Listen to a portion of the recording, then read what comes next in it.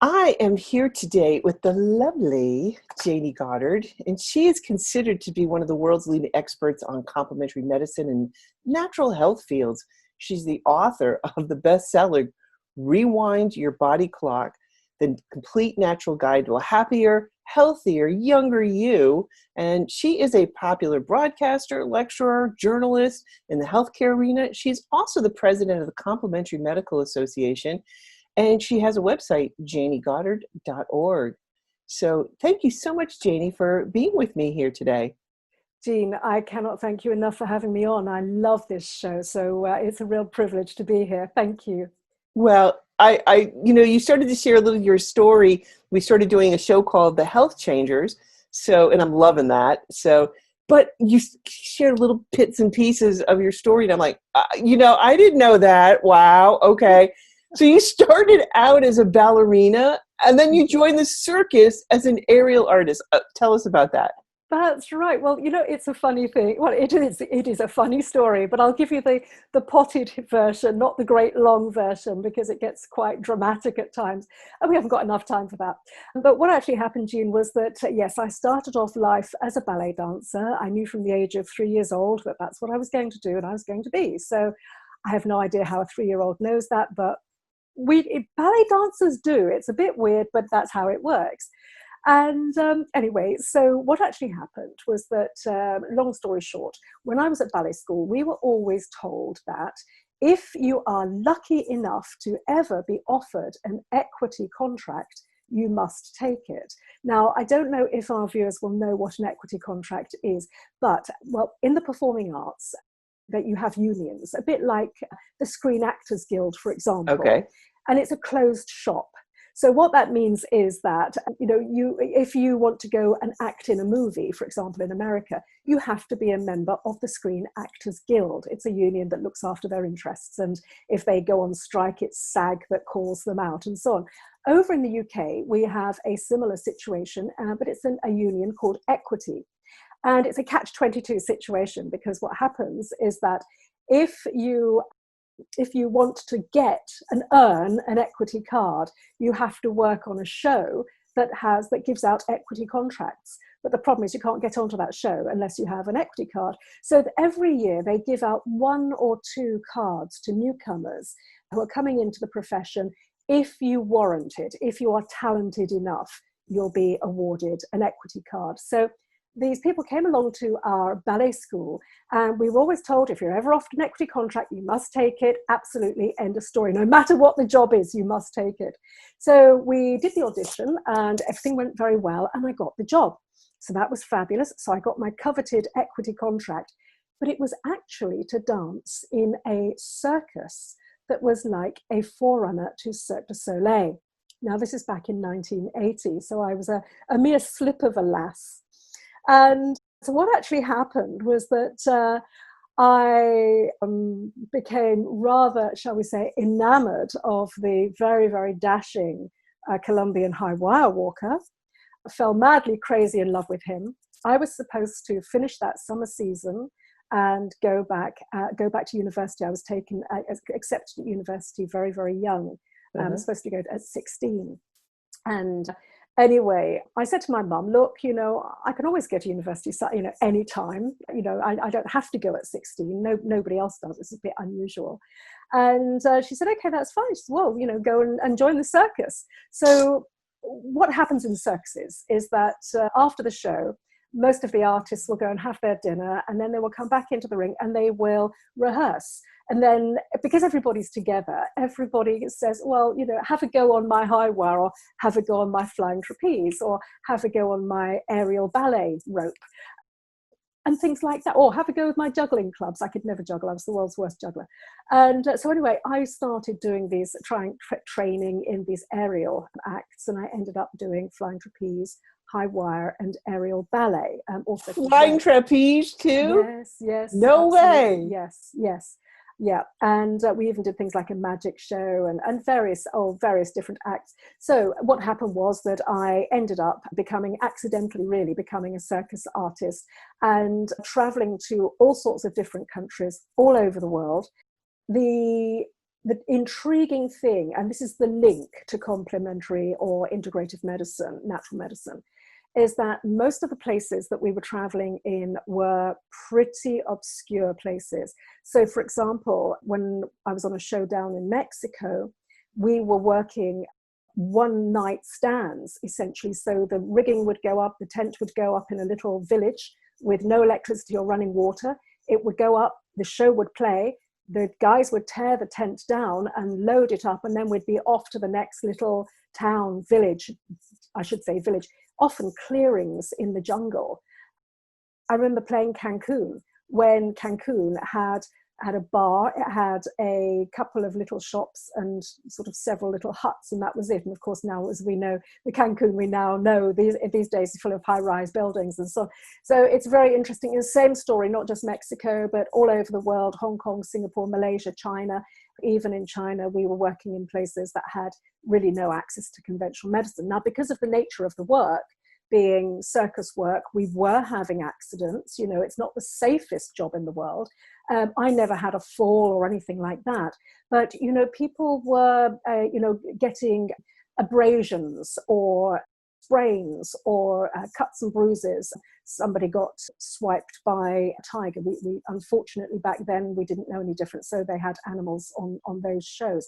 So what was happening was that there was no access to conventional medicine. So they would bring in the local witch doctor or the local medicine woman or somebody who could actually put us back together again.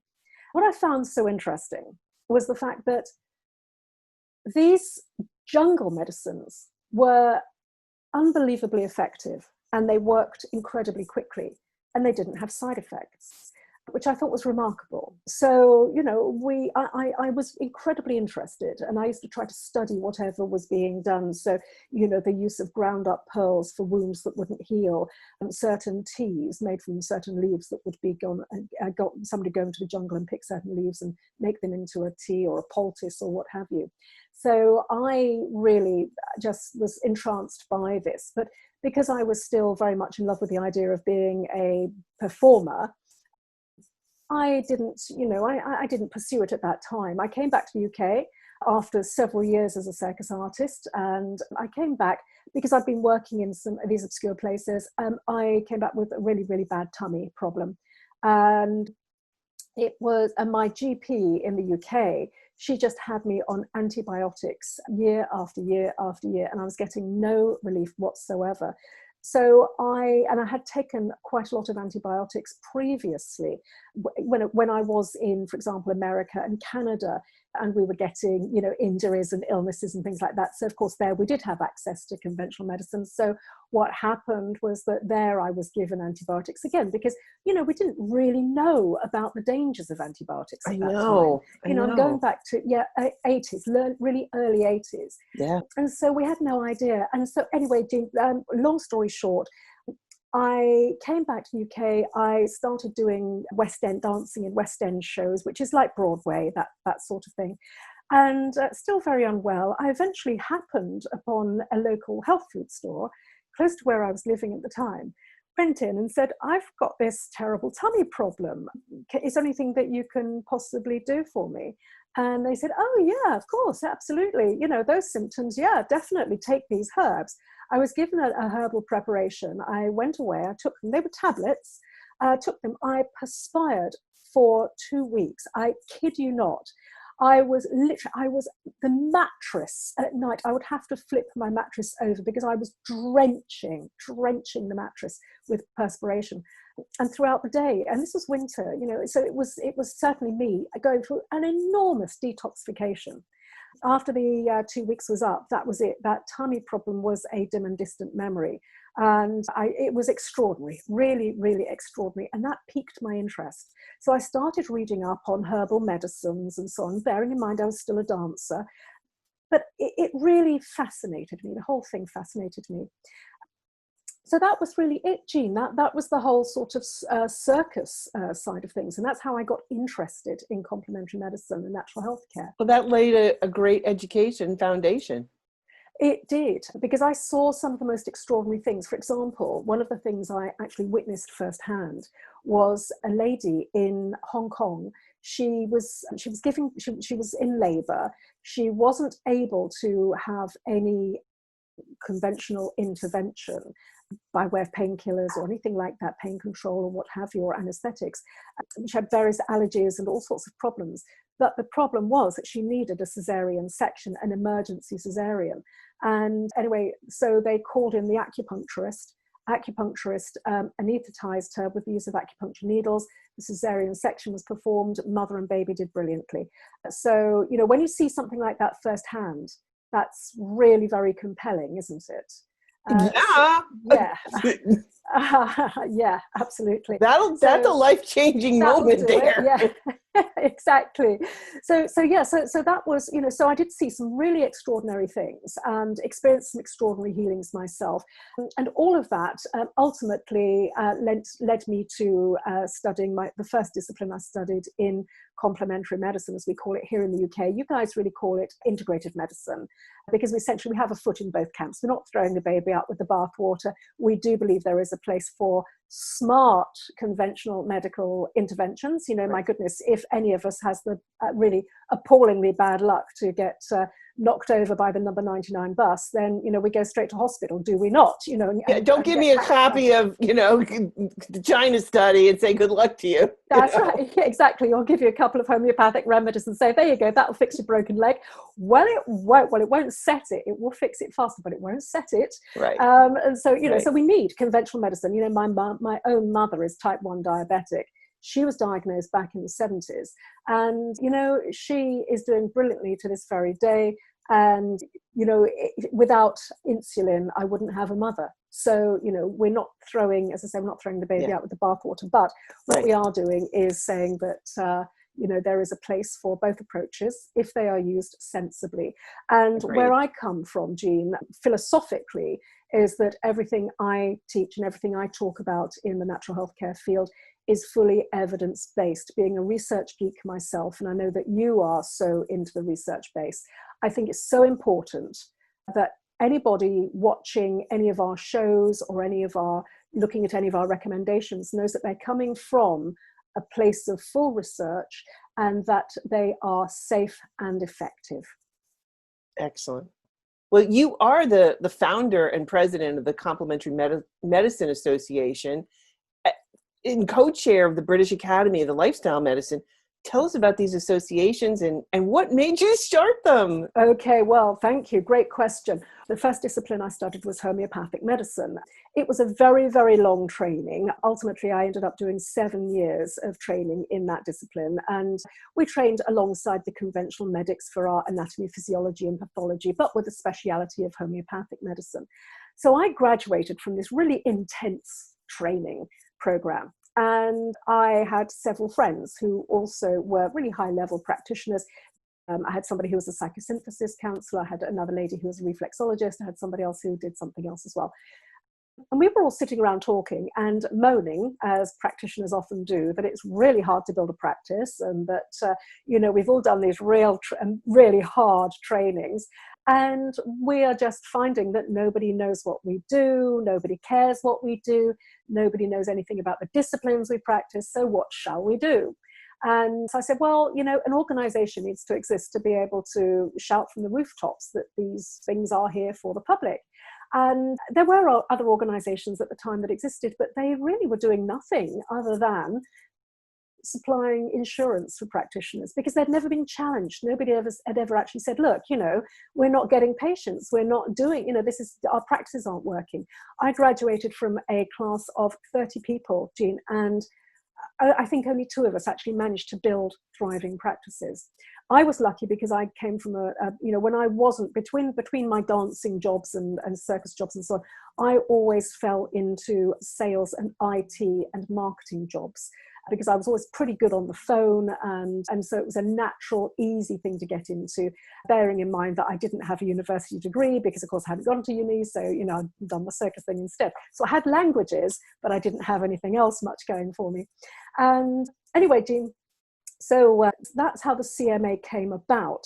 I realized that an organization needed to exist. Now, my friends they fell by the wayside as far as the organization was concerned, because they were busy with other things, life in general, I think. So I ended up holding the baby and creating this organization from scratch, and realizing, because I realized something needed to exist. So I kind of drew it down from the ether and drew it into, this sort of sphere of reality.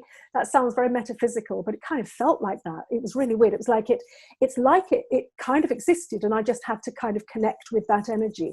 And as soon as we set it up, as soon as I spent a lot of time, a lot of effort, and a lot of money, and a lot of beg, stealing, and borrowing from major advertising agencies and design and creative agencies and so on, to sort of engender the goodwill to create a beautiful logo and to create beautiful literature. Because at the time, it was very much cottage industry over here in the UK, and it was in the States as well at the same time. There was nothing really much by way of policing different professions. Some were, many weren't. So we wanted to create an organization that would not just represent complementary medicine and natural health care in the most absolutely professional way. What we actually wanted to do was also to safeguard the public by ensuring that they knew exactly where to go to consult a register of properly qualified, fully trained, insured practitioners. Nice. And we also liaise very closely with conventional medicine as well. And we also do an awful lot in the media. So that's the CMA. And then moving on to so that was back in the early 90s, 93 we opened. So that's 27 years ago. I mean, I can't believe it. In a blink of an eye. Isn't it? It's just nuts, isn't it? And then more recently, we opened a sister organization called the British Academy for Lifestyle Medicine. We will be launching a lifestyle medicine training course for practitioners to give them another string to their bow. So I'm glad that you like the sound of that, Jean. That's really great.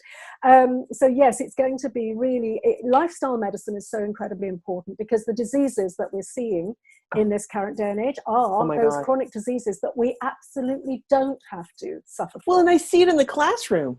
Yeah, I bet. And I don't teach the way I did 35 years ago because they can't handle it. Yeah. And I see changes in the children. I see changes like from ADD to ADHD to ABC, EDF, whatever you want to call it. Yeah. But I see like a lot of cognitive issues in being able to process the material, internalize it. They have such a hard time anymore. And it's crazy. And within a given class, I mean, this is going to be the end of my 35th year of teaching, and I'm stepping out of the classroom after 35 years. So out of a brick and mortar classroom, and then I've got other classrooms, virtual classrooms that I'm working on. But I've seen within my classes, and my class size is pretty small, like 12 to 15 children. Out of 12 to 15 kids, I would see at least 2 or 3 kids dealing with major health issues at such a young age, when they should be at the peak of their health and vibrancy. And they're going from doctor to doctor to doctor. And I have to literally, put duct tape over my mouth, because, I know what it is. You and I know, we know. Yeah, absolutely. And, add to that the environmental toxins. That's like my huge passion, is toxins that we're being exposed to and what's that doing to us. So no, I get it. And I see these changes, and it's one of the reasons why Deborah Shapiro and I are launching the Pregnancy Advantage, because we want to make sure that there's healthy babies being born into this world.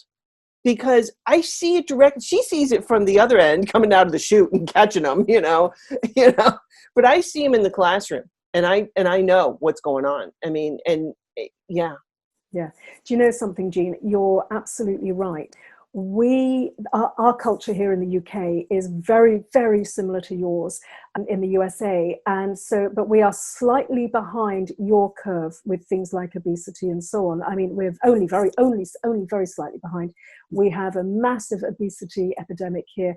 And Huge. So of course we're seeing all the type 2s and so on. And developing, and I was speaking to Chef AJ, our friend Chef AJ, the other day, and we were actually saying about how shocking it is that children are developing type 2 at such early ages. Yeah. And the other thing I remember seeing, which shocked me beyond belief, was when I was living, I stay in Florida an awful lot, but I had a condo on the Gulf Coast of Florida, and people would come there for their holidays, their vacations, and so on.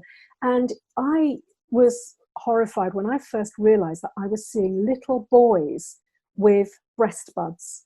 Yes. And I thought, is that little boy just carrying a little bit extra body fat? And I was looking and trying not to look, but also sort of looking out of the corner of my eye. No, these were actual proper breast buds. He had gynecomastia at probably the age of about, I would guess 10, 11, 12. Yeah. We know where that's coming from. That's coming from dairy. And yeah, absolutely. Absolutely. It's shocking. It's It just is. so shocking. So, yeah, and well, this is why we have to educate.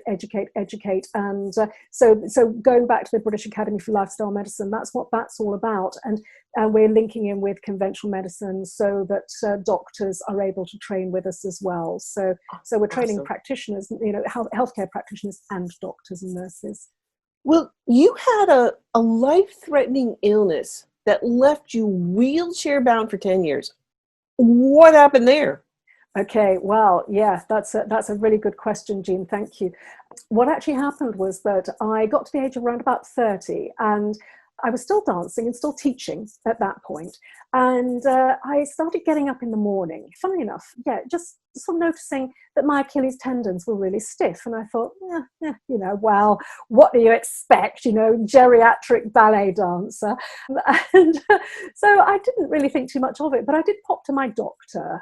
She was really nice, and actually also an acupuncturist as well. And she looked and she said, no, I think this is just tendonitis. She said, you probably just need to ice, elevate and rest. I said, yeah, a bit difficult. She said, yes, but you need to do this. This is fine. It'll go away. And it didn't. And what then happened was that my metatarsals under my feet started really, under the metatarsals, that's got enormous swelling. That was really bizarre. And then my fingers and my wrists started swelling up, and my elbows. Funny enough, my knees were almost the last to get involved. But very typically, it started off with small joint swelling, and the main symptoms being first thing in the morning, and then it wears off throughout the day. But what happened was, this is the development of rheumatoid arthritis, the autoimmune condition. And I ended up in a wheelchair within 3 weeks after that first doctor visit. Yeah, I couldn't move. And so there's a massively strong autoimmune profile. Obviously, I just said my mum's type 1 diabetic. Type 1 diabetes is an autoimmune condition. There's my father had ankylosing spondylitis. His mother had rheumatoid arthritis. My grandmother had various things as well. So both sides of the family have autoimmune. So Yeah, but so not just genetics, but there's food that runs in families. Well, that's right. Exactly. Yes. And so the thing was, Jean, that we were all eating what we thought was really healthy. Actually, I at the time, without realizing, was driving inflammation because of the way I was eating. I wish I had known then what I now know, because I don't think I would have had the disastrous things happen to me, that did happen. But at the time, I was eating a very typical dancer diet, because we're all very concerned about keeping our body weight as low as we possibly can, because you're flinging yourself or attempting to fling yourself through the air, and the lighter your body is, the easier that is. And anyway, what happened was that I was eating oily fish, salads, a glass of red wine now and again, a lot of black coffee, and so on. Black tea. And, all great things for good inflammation. Absolutely. And of course, on my salads, I would be putting liberal olive oil, because we were told about how good olive oil is. Right. Heart healthy, good stuff. Yeah, absolutely. So, yeah, you see, so while I thought I was duped into, the wisdom of the day, well, that's what you did if you were a healthy eater. Yeah, so, and I was thinking, oh, well, I don't eat meat and I don't eat chicken, but I do have fish, and fish is so good for you. Right. How wrong were we? Oh my goodness. So anyway, Jean, that's what happened. So, time went on, and I got progressively worse, and then I had a period of immense stress that I went through, and as a result, the inflammation I was experiencing suddenly accelerated dramatically. And so within about 2 weeks, I went down, probably, no, say 2 weeks, no, to be fair, within a month, I'd gone down to 80 pounds. So because I was losing 2 pounds a day. And, so yeah, I went from a really healthy weight, and it wasn't fat loss, it was muscle loss. I catabolized, because in order for the body to maintain that extreme level of inflammation, it's incredibly energy hungry. And where I just wasn't able to eat enough calories to stop my body from just essentially digesting muscle tissue. It went through my fat tissue first, then it digested muscle tissue. And I literally ended up within a month, just skin and bone at 80 pounds. And I was taken into hospice care at that point, and they said, you're not going to make it. We reckon you're so seriously ill, you've probably got a couple of weeks to live, get your affairs in order. So that was that. Wow. Just, yeah, crazy stuff. Now, the thing is that I couldn't relate to that prognosis. For me, anything like that is a red rag to a bull. And I think I take after my extremely stubborn Taurian mother, because, when she was diagnosed with diabetes type 1 back in the 70s, the wisdom then was that you weigh every single morsel of food to work out the carbohydrate content, and you only have an injection in the morning and an injection in the evening. And at that time, she had glass syringes with great big needles. She used to have to boil them. None of these little tiny plastic syringes or pens that we see now, or even pumps. And also she had to test her urine. So because that's how, they tested for sugar. So of course, a urine sample is not a picture of what's going on in your body right now. No, the that's later. what was, that's right, hours later. So Mum thought, that's a bit stupid. This system is really ridiculous. What if that's right, the blood testing kits had just come out. And she looked at it and she thought, should I wonder if I can monitor my blood sugar levels more accurately, can I inject accordingly to mimic the action of a normal pancreas? Now, when she told her doctors and so on that she was doing that, said, "Oh no, you're going to die. You're going to die." She said, "No, I'm not. No," she said, "This is a healthy approach. This is what your body would do if you weren't diabetic." Anyway, she came to the attention of a professor who looked at what she was doing and said, "Oh, that's an interesting approach. And they looked at it and they studied her, and then they started studying other people. And it's now a protocol called DAFNE, which stands for Dose Adjustment for Normal Eating. You see, so I come from a long line of very, very strong-willed women who just will not be told. You rebel, you. Darn right. So when they said to me, "Jean, that this is curtains, kid, make your preparations," I just couldn't accept that. I couldn't take that on board. So they said, "We're expecting you to be here for 2 weeks." When I didn't expire after 2 weeks, they were thinking, "Well, what do we do with this woman?" Okay, so, "Well, you can stay for another couple of weeks and try and get a bit stronger, because you seem a bit stronger. We'll keep you for another couple of weeks just to make sure that everything's okay." So they did. And at that point, I had all my friends coming in, all my practitioner friends. And I was a practitioner, I was a homeopath. And all of the things that we were doing were working a little bit, but they weren't really addressing the question. And the question was, how do we stop this runaway inflammation? Until 5 friends said to me quite separately, what you need to do is to start eating a vegan diet. Now, I rebelled against that because I said, no, I'm eating a healthy diet. I've tried everything else. And I did actually try an Ayurvedic vegan diet, but it contained so much. Actually, it wasn't a vegan diet, it was a vegetarian, Ayurvedic vegetarian diet. So it had massively high levels of ghee. So of course that was driving inflammation. See, so when people say to me, "Oh, you need to go vegan," well, I've already tried vegetarian, it didn't work. In fact, it made things worse. So I really wasn't open to the idea of vegan. And also, of course, my question, because I was so naive, was, "Well, yeah, but I need protein. Look at me, you've not seen me, I'm skin and bone, I've got no muscle. I need protein to build up my muscles."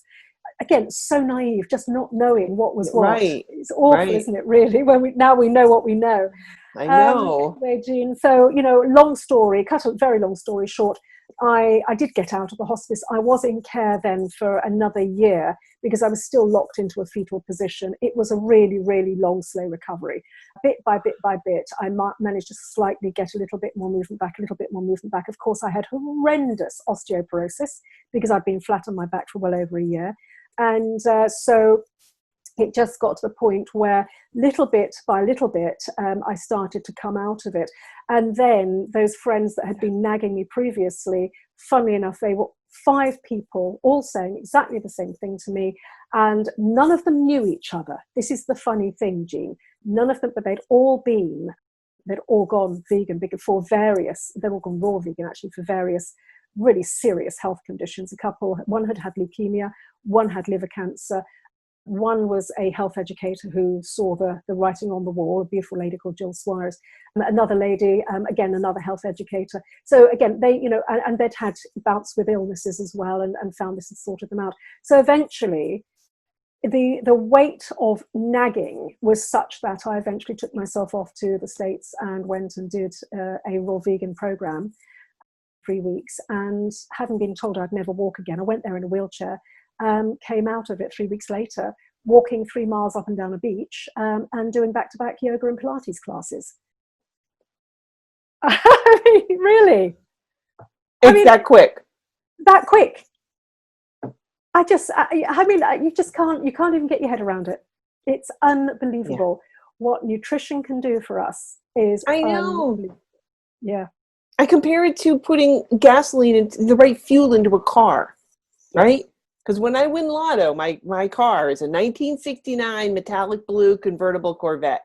That's my car, okay? Love it. You're going to see me driving down. What was that blur? That was Jean. Oh, yeah. And my license plate will say eat plants, So, but putting the wrong, kerosene, fabulous fuel. It runs airplanes, and all this good stuff. But as soon as you put it into that car, you're going to kill that car. And I use that analogy all the time. Because that's exactly what's happening to us. We're putting the wrong fuel into our body and expecting it to try and run. And God bless our body, it tries to run, Yeah, that's right, exactly, yes. So there were many, many learnings, in this journey that happened. And it was, I do really believe that I'm unbelievably lucky to have had those people in my life. I still have them in my life. And the fact that they did keep on and they weren't just going to accept the fact that I'd made up my mind, but they nagged and nagged and nagged. So that was it. That was the big change for me. And now, interestingly enough, and I know a lot of people watching this will have chronic ailments themselves, what I do want to say is that I'm just a normal person. And so being a normal person, what happened was that as soon as I got better, I thought that was it. I'm fixed now. I can eat like a normal person. So-called normal person. So I would fall off the wagon because I really thought, because I had friends and family who were eating conventionally, I just thought, well, that's fine, I'm okay. And of course, as soon as I did that, I'd be back in the wheelchair again. And so then I'd go, okay, maybe I should just start eating that vegan stuff again. And then I would fall off the wagon again. You see, the difficulty was, Jean, that at that point, I had found that I was getting good results with plants. I hadn't made the total connection and commitment and still thought that, there was a normal way of eating and a not normal way of eating. Of course, we now know there is a normal way of eating and it's a whole food plant-based SOS-free diet. But so, after falling off the wagon, which a lot of people do, and I see this in my patients actually, I have an international Skype practice, which is or Zoom practice as it is now, which is just as well in lockdown. I can still look after all my patients all over the world. But, I see this all the time. People think, oh, that's great, I can revert back to normal. But forgetting that's what made you ill in the first place. The other side of the coin, Jean, of course, as we know, is that it's not just nutrition. It's a whole lifestyle approach that we have to instill in people. And I know you do. So we've also got to add in sleep, exercise, mindset, emotions, taking time out to meditate, taking time out for gratitude and forgiveness practices.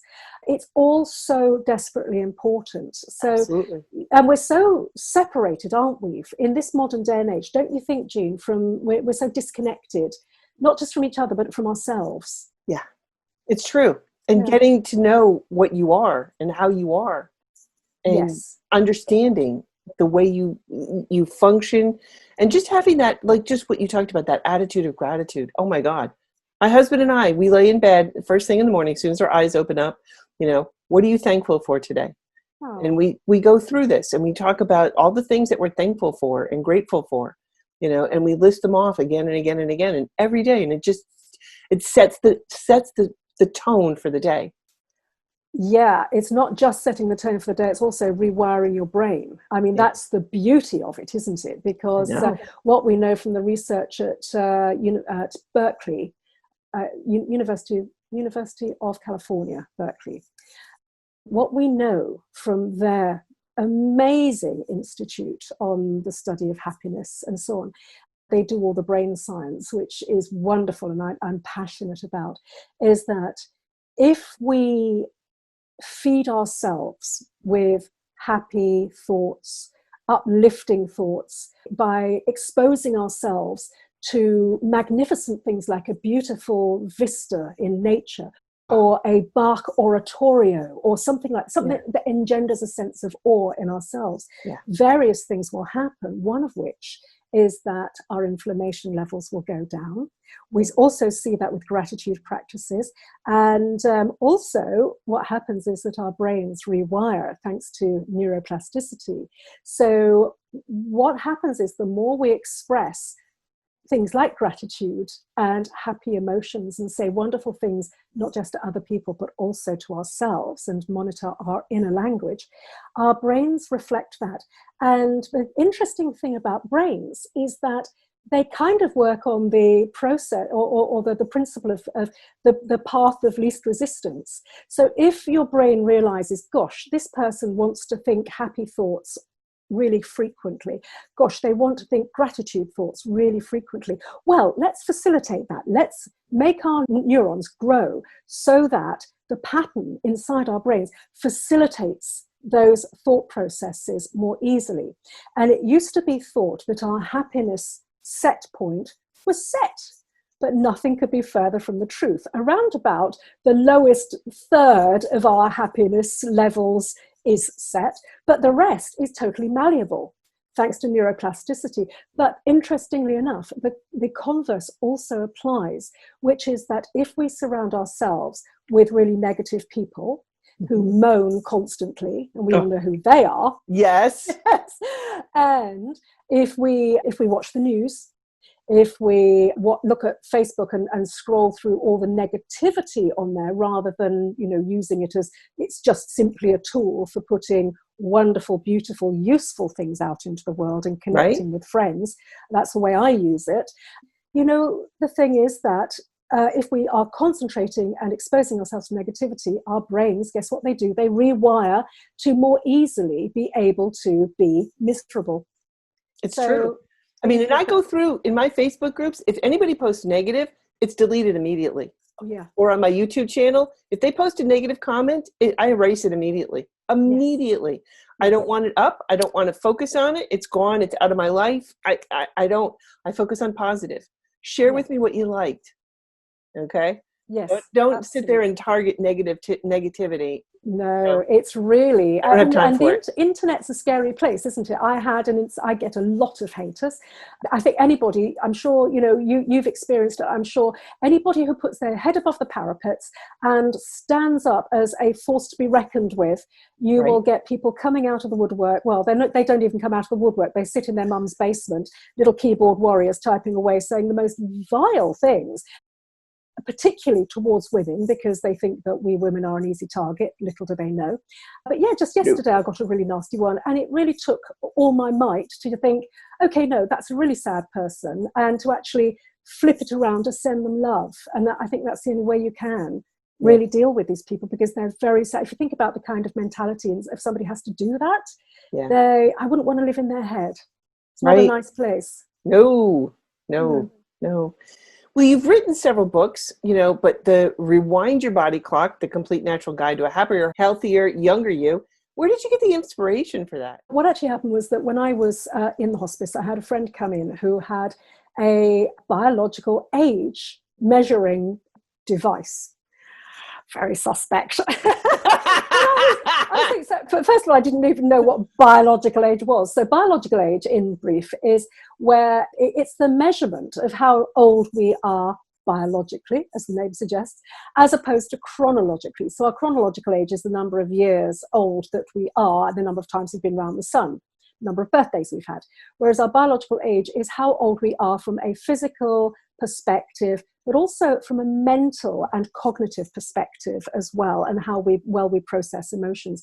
So, for example, you can have different biological ages in different parts of your body. So, because our bodies don't all age at the same speed. So, for example, I might have a patient, let's say she has very, very poor balance. There's a balance test that you can do with your eyes closed, standing on one leg, and your friend times you. So let's say this lady has very poor balance, but when she pinches the skin on the back of her hand, the skin pings back very quickly. So skin-wise, she's quite young, but balance-wise, she's measuring older. So I became very interested in this whole concept of biological aging. And as soon as I was able to walk again, I took myself off to the A4M, which is the American Association for Anti-Aging Medicine. They have a fantastic series of conferences all over the world with brilliant scientists presenting. And so this was right up my street. I just found the whole thing so fascinating. When I was unwell, at that time I was 34 years old. My biological age was measuring at 55. And interestingly enough, Yikes! Yeah, exactly. But after I transitioned to a plant-based whole food diet, mainly raw, 99% raw, what was happening was that my biological age rewound to 27 years old. So I actually rewound my body clock by around about 20 years, or give or take. But the interesting thing is, Jean, because I live the way I do, I'm now 56, and my biological measurements are still measuring at 27. So well, you look amazing, honestly. Oh, thank you. Oh, Jean, that's very, very kind. I've seen you in person. We've met on quite a few times. You glow. Honestly, you just do. You glow. But as do you, Jean. It's the lifestyle, and it's nothing special. And, it's interesting because I was interviewing Frank Sabatino yesterday, and we were talking about how to go vegan, because lots of people really want to, especially during COVID, because they're realizing that animal protein is just completely non-viable. It's just not an option anymore for anybody. And so we were talking about it, and we were both saying that it's quite interesting that both when he was younger, he had terrible, terrible stomach problems, really dangerous. And, I had my bout with really dire disease. But the thing is, we've come through it. But because of the lifestyle, we can demonstrate, we're walking demonstrations that this works. As are you. You look fabulous. You've been there, seen it, done it. Well, I've lost 100 pounds, exactly. At this point. I've healed my thyroid, which my doctor looked at me and said, you're going to be on medication for the rest of your life. Yeah. And I'm like, no. No. And she's like, well, you have to have it. You do. I've never seen a thyroid heal until now. Yes, exactly. I know, you can never buy into these prognoses, can you? It's like when I had osteoporosis, they said, that's it. You're going to have to take Fosamax. And I said, no, I don't think so. I know. And my husband has reversed multiple sclerosis. Oh. Okay. So he's done that. And because if you go on the MS website, they talk about how to live with it. Well, we didn't want to live with it. Yeah. We wanted to have our life back. Yes. And he's got it back. That is absolutely beautiful. Yeah. Thank you for telling me, because I didn't know that about your husband. Yeah. Wow.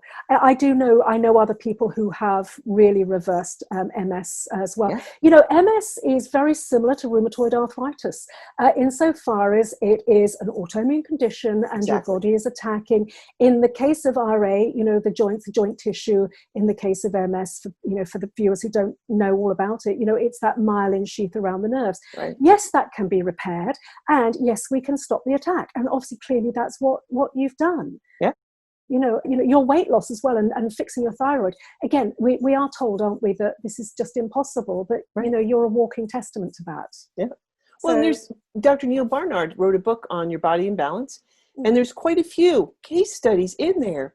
You know, one in particular was Nancy Matthews, who she and I we called ourselves the Starch Queens for a while there, and had lots of fun with that.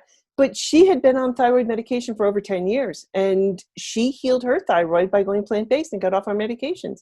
So, you know, I know she's a classic example, another case story in his book, as am I, you know, and totally, you know, it's amazing what the body can do. So it truly is. That's right. Yeah. So that really, the evidence that I had, not just in myself and my own age rewinding my own body clock, but also seeing it time and time again in my patients, you know, it made me, this is the thing that really got me really transfixed with this idea. And that's why I felt a book needed to be out there, because what I rebel against is the idea that we're told, oh, you've got this chronic disease, there's nothing you can do about it, and you're going to just, you know, our health span is increasing, our lifespan is increasing, but our health span is decreasing insofar as we're getting these serious conditions that we wrongly associate. You say it that way. I say we're living longer, but we're dying slower. That's right. Yes. Beautiful. I love that.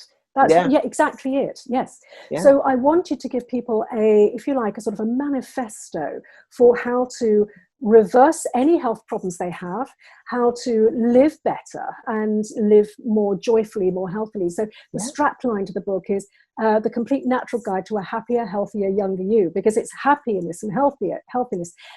And it's, you know, I would refuse to use the word as much as the publishers wanted me to. They said, oh, can we call it something anti-aging? I said, no, we can't, because we're all aging. We're all, you know, we're all getting older. That's not going to stop. You know, we don't all have a TARDIS that we can get into like Doctor Who and, you know, time travel. And so this was how the book came about. Problem is with this book is that as soon as it came out a year ago and it sold out immediately, went straight in at number one on Amazon of all books across Amazon. It sold out within 2 minutes. Thanks, Jeannie, for the round of applause. And it sold out again because, funny enough, AJ was talking about it. She said, oh, where can people get it? I said, oh, it's on Amazon, you know. And she said, oh, no, it's not. It's sold out. So I've been in contact with Penguin and they have said, no, it is on back order. You can back order it. You can also get the ebook and you can also get the audio book. I narrated the audio book version as well, which was really fun to do. And the actual especially listening to you. I mean, I could listen to British people all day. I mean, you know. That's lovely. Thank you. But, you know, Judy, it will be available and it's on a container. The next shipment is on a container on its way to Amazon. So it will be back on the shelves. Excellent. They know that it's in demand. So they know Excellent. That they have to keep stocking it. So what are some of your favorite go-to dishes? Dishes? Oh my goodness. Right. Okay. So the way that I tend to work things is I will start with celery juice in the morning. I will then have, let's say, a smoothie after about half an hour after that, green smoothie. Then lunch will be a salad with as many different, you know, put a rainbow on your plate, as we all do. That's our mantra.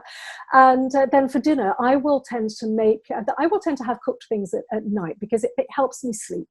My energy levels are kind of high anyway, so, you know, it just helps me to kind of like bring the energy down a bit. So I love to make things like a gorgeous chickpea and sweet potato curry. It's like chana masala.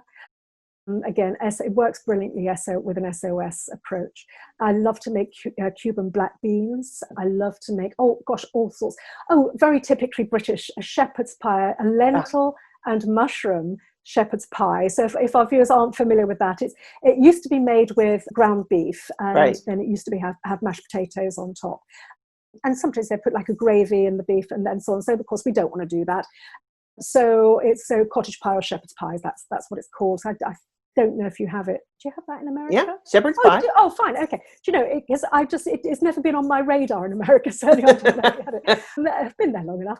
And anyway, so yes, I make a wonderful one with lentils, and you know something, you can actually really give. This is one you can easily give to conventional eaters, and they really love it. Yeah. In fact, I've actually got lots of free giveaways on my website, and the recipe book is one of those. I've written a free recipe book for people. It's really Awesome. lovely. In fact, Jean, the NHA serialized, they're actually not serialized, they this most recent version of their wonderful magazine, which you and I both love, don't we? Oh my God. Yeah, it's gorgeous. So good. Yeah. So they've actually got my recipes in this quarter's magazine. So you'll be able to pick up some of my recipes there, or for free, as I say, get the book off my website, totally free. Nice. Yeah. Nice. Well, have you seen changes on your side of the pond, you know, going plant-based? Yeah, it's really easy here. Everybody's going vegan. It's nuts. Yeah, honestly. Really? The vegan upswing well, from last year, well, it's difficult to say. This year's a bit funny, but before COVID, you know, when we had statistics, because everything's gone out the window now, and nobody can go out to eat. But the upswing in the number of pre-prepared vegan dishes available in the supermarkets was an increase by 3,000%. Oh my gosh. Yes, yes. In certain towns, for example, where I live, there are more vegans than non-vegans. I live in a tiny, tiny medieval village with little white houses with the black timber on. Frank, whenever Frank comes over, he always says it's Middle Earth, you know, like in the Hobbit. And anyway, it's such a tiny little town, and there are at least, at last count, 10 vegan restaurants. Oh my gosh. I've got a vegan Whole Food store just around the corner from me. All of the supermarkets now have amazing, massive vegan ranges. Every chef now has got a vegan cookbook out. Even the Michelin-starred chef, even Gordon Ramsay, is starting to play with plants, if you can believe that. I once went into one of his restaurants and asked for vegan dishes, and he shouted at me. So that's my claim to fame. But anyway, but yeah, it's super easy here. We're so lucky in the UK. Honestly, being vegan here is so easy. Europe, it's really, really easy. Anybody who has the luxury of traveling, when we come out of lockdown through Europe, you will not go hungry. You really won't. It's so easy and so inexpensive to eat vegan here as well. So, you know, it's actually a lot easier than in certain parts of the USA. So yeah, we're really privileged. Well, I'm just so excited. We've got up in Providence, I don't know if you heard about it, Plant City. Yes. I understand they're going to be expanding that. So it's a whole warehouse that has like 6 plant-based restaurants in it. Yeah. And then they have a community center. I go up and teach there once a month. And well, not now, but when we go back to life as we used to know it. So, yeah. When we get busted out of jail. I know. Mother Nature is like going, hey, go to your room. Yes, actually, yes, you're right. Go to your room. Until you can play nice on the planet, go to your room. Oh, Gina, I think you're absolutely telling the truth. You're so spot on. You're so right. Yeah. Yeah, it's crazy, isn't it? But, you know, we are seeing beautiful things. I mean, I have to say, where I live, I'm right on the beach, but there is a road between me and the beach. It's quite a busy road. And I have to say, the air quality difference is unbelievable, because I haven't got cars, you know, idling out there all the time. And, you know, just seeing so much more nature, you know, my mum's, where she's right out in the countryside, the nature that we're seeing is extraordinary. I take her little dog for walks, and I'm seeing little voles and little dormice and things that you never normally ever see, because they're just hiding away from all the, you know, the noise and the hustle and the bustle and so on. So yeah, it's quite remarkable. I'm always looking for the positive sides of things, and there's a lot of good things that are coming out of this. And I think we're stopping to reevaluate a lot of what our life is, you know, and prioritize things. Yes, yes, I agree. Absolutely. Well, last question. What advice can you give to those who are just starting out? Oh, gosh. Well, I would say one of the things that I find really useful for my patients is that I nobody likes to be deprived. As Frank says, nobody likes deprivation. That's what he always says. And I agree with that. So what I do with my patients is I add more things. I add things into their diets first. I don't take things away from them. I add things in. And the reason I do that is because, generally speaking, if people are eating a standard American diet, for example, which most people are, they are probably malnourished. They're probably not getting all of the nutrients that their body is craving, which of course leads to overeating. And because we're just not, because our bodies are desperately searching for nutrients, that missing vitamin E molecule or vitamin B or what have you, or vitamin C. It's a huge one. So, so we stuff our faces, go, oh, I know I need something, and I don't know what it is. Have you ever had that experience? People, probably not you now, Jean, because of the way that you eat, but if you think back to how I was always hungry. Yeah. Even though you're eating foods, you're always hungry. And I used to stand there at the fridge going, I know I want something, but I don't know what it is. It's really weird. But so what I do, here's the trick. I don't take everything away, because people start feeling deprived and they go, oh, she's a meanie, she won't let me eat anything. But I will do things like make them make a smoothie, but put a handful of kale into it in a high-speed blender, so it gets so smushed up and so on. You don't even taste it. You don't know that green is in there. But what's happening is it's a nutrient bomb that suddenly feeds them with all of this nutrition that they've been missing up to this point. We'll add things like hemp seeds in. We'll add, obviously, fruit. I always keep a big stash of organic frozen fruit in my freezer, and I'll pop a banana in, maybe a date, perhaps I might put a few little oats in, that sort of thing, to zhuzh it up a little bit, make it nice and creamy. And it works. People love it. It's tasty. It's delicious. They can get their heads around it. They can get their kids to eat it or drink it. So that's super easy. So what that does then, I find, and as I've observed, is it crowds out some of the naughty things. So they might decide on that day, I still feel so full and I don't have this weird craving thing. So maybe I don't need that bacon sandwich or whatever it was that they were, or that big bowl of cereal, or that toast slathered with peanut butter, or what have you. So little by little, it's stealth nutrition, really. And stealth, I love it. Stealth, and I am the stealth nutrition woman. So bit by bit, I'll get people to start popping things into their diet by adding. The other stuff starts to fall away, and then sooner rather than later, they're suddenly thinking, actually, do you know what? I'm actually accidentally vegan. Yeah. But there is so much propaganda, good propaganda, on TV at the moment over here as well. So people know that they have to go plant-based, not just for their health, which is usually not that much of a motivator for many people, sadly. Yeah. But from the ecological and planetary perspective, we've had a lot of programs by Sir David Attenborough talking about the planet and global warming and so on. So he's that's incredible. one reason. Yeah, he's an amazing man. And he's doing wonderful children's programs during shutdown as well, teaching them about all the different animals. He's so wonderful. He's well over 90 and he's still going strong. And of course, also the other big motivation over here is we're such animal lovers. When people start to realize, oh my goodness, there's this horrendous stuff going on to these beautiful animals. I can't handle it. I can't. No. Because I can't see another animal in pain, suffering. No. I just can't. Yeah. No, we're the same, Jean. So over here we've got, that sort of triumvirate of things, of factors, which is really making the UK become vegan. Wow.